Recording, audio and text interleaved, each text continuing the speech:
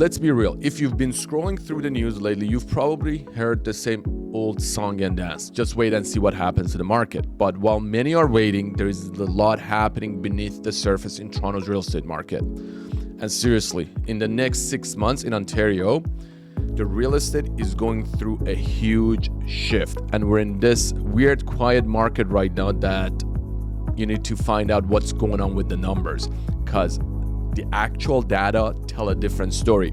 So today I'm going to break down exactly what's going on with the interest rates, why the inventory is doing what it's doing, and I'm going to go through the TREP and CMHC data and prove why everyone's talking about a crash and what exactly is happening to the supply and inventory of homes in Toronto real estate market. And by the end of this video, you'll know exactly if you should be buying, selling, or just chilling for the next 180 days. Now let's get into it.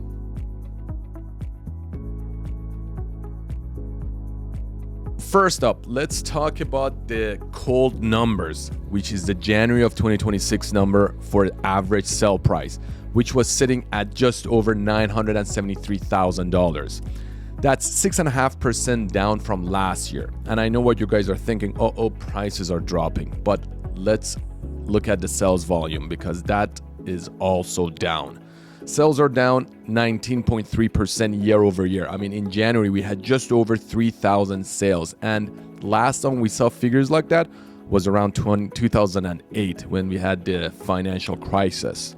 So right now, it's pretty much like a standoff between the buyers playing hard to get and sellers are waiting for lower rates and for the market to pick up, maybe come back to what 2022 was like. But here's the kicker. The stat that no one's really talking about, months of inventory, which pretty much means if no new home was to come on the market, how long would it take to sell the current inventory of homes? Right now, we're sitting over 5 months of inventory. And in real estate terms, anything over 4 months is typically buyer market territory. Once you hit over 5, it's pure buyer market territory. So now, for the first time in ages, we have buyer market. I mean, in Toronto, majority of the time is a seller's market, and that's what we've seen in the last 10 years. But now buyers have the time to think, do the inspection, and have serious room to negotiate. And this is huge. Here's the $1 million question. When are the rates finally going to drop? Well, the Bank of Canada just held the policy rate in late January to 2.25%. Banks' prime rates are sitting at 4.45%. And I mean, like, for the 6 months, no one's really talking about any rate decreases. And hey, let's look at this. The cheap money that was partly around 1% to 2%, those days are gone. We probably won't be seeing that. And if you're still holding out for those super low rates, you're going to miss out on the market that we're seeing right now. The market has already adjusted to that 4.45% reality. And honestly, majority of the bank rates right now in the variable term is sitting well below the 4%. It means that you can actually budget without sweating another rate hike for the next month or probably next few months.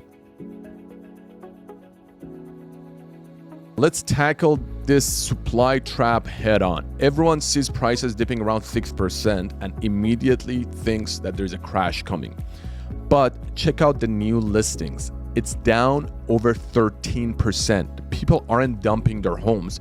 They're hunkering down. They're not just doing fire sales. And here's a jaw-dropping stat from CMHC. Housing starts in Ontario are projected to hit a low of a 2 decade. I mean, no condo is being built for the last 2 years. We haven't had many starts happening actually in 2025. So what's going to happen down the road in the next year to 4 years is going to be a supply crunch. High construction costs and barely any pre-construction sales mean that developers are hitting the brakes, even canceling projects. So what the key takeaway is, it means that while we got some inventory right now, and especially for the next 12 months, we're setting ourselves up for massive supply shortage by 2028 and 2029. So if you're jumping in the next 6 months to buy something, you essentially could be buying the dip and saving yourself from price run-ups. Guys, before we go further, be sure to click that subscribe button, hit that share and share it with anyone you think might find this useful, and click that like button. Now let's go back. What's your move? Here's my high performance playbook for the next 6 months.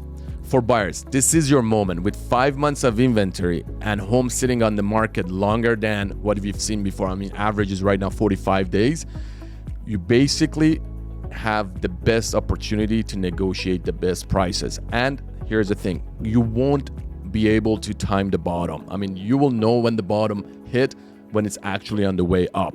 So make sure to take your time and be in the market. For sellers, if you don't have to sell, seriously, don't.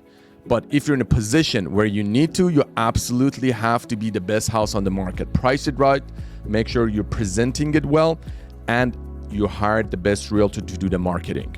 And for investors, keep a close eye on the condo market. CMHC is flagging that condo starts are basically flattening and existing condos are taking longer to sell. So that provides you with a good opportunity to get a good deal, get one of those cash flowing deals, and make sure that if the rental market continues to slip, you're still in a good position and you're cash flowing positive. Listen, the next 6 months aren't about you trying to perfectly time the market. It's about putting in the time in the market. The data is crystal clear. We have the prime spot for buyers to get into the market. And for sellers that are selling and buying, you're still in a good market. So make sure to watch the reports for TREP, contact your realtor. And if you guys have any questions that I can answer for you, be sure to drop me a line. And thanks for watching. We'll see you next time.